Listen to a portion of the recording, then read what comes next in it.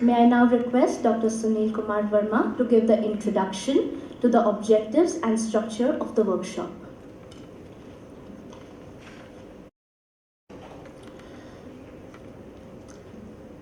Respected dignitaries on the dais, Dr. Chandrasekhar, Director IICT, Dr. Mohan Rao, Director CCMB, Professor Martin Mitteved, our guest from European Academy of Ayurveda, Dr. Manoj Kumar Sarkar, IFS, former Principal Chief Conservator of Forest of Tamil Nadu Government, Dr. GPV Subbaiah, Director Spine Institute, Sunshine Hospital, Dr. Ramakrishna, Principal Scientist IICT Hyderabad, my colleagues, friends, and my dear students. I welcome you all to this important meeting on the biochemical and molecular analysis of medicinal plants of India as a source of life-saving drugs. India is a treasure house of valuable medicinal and aromatic plants. In its 15 agroclimatic zones, India houses more than 47,000 different plant species, of which 15,000 are of medicinal value. India has a well-documented system and established system of Ayurveda since centuries. However, the need of the time is to understand the biochemical and molecular basis of the mode of actions of Ayurvedic and herbal plant products using modern tool of science. Most recently, the Nobel Prize to China for the extraction of artemisinin from the plant Artemisia for treatment of malaria comes as a major boost to encourage and support the research activities in this area. Having said that, it remains to emphasize why a country like India should invest a major stake and scientific resources to conduct intensive research in the area of medicinal plants. Is it just because of the recent Nobel to China? Not really.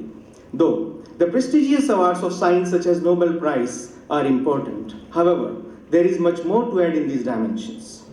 Since a couple of years, the Convention on Biological Diversity, to which India is a party, is working to develop the benefit-sharing mechanisms for the countries for the use of their genetic resources and associated traditional knowledge.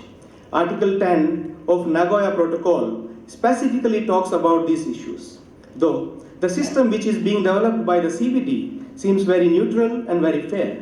However, in the absence of proper documentation of such traditional knowledge with the countries, it would be impossible to implement these rules and to protect the rights of the countries, leading to a major economic losses. The current domestic market of Indian system of medicine is almost 4,000 crores rupees, which is expanding day by day. According to WHO report, the current international market of herbal product is $62 billion, and it is likely to grow to $5 trillion US by the year 2050. How much stake India will have from these 5 trillions will only depend on the following three factors. Number one, proper documentation of our traditional knowledge. Number two, the modern understanding of their mode of action. And number three, which is very, very important, proper implementation of a legal system to claim rights on the traditional knowledge. In the absence of any of these components, we will only be the loser. This Indo-German Medicinal Plant Workshop is just a tiny step in these directions. The theme of the workshop is Biochemical and Molecular Analysis of Medicinal Plants of India as a Source of Life-Saving Drugs.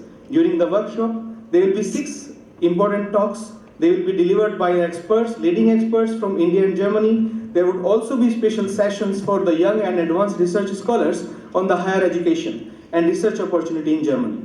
I hope this workshop would be a successful one. On my personal behalf, with my capacity as the research ambassador of DAD and the convener of this conference, I once again welcome you all.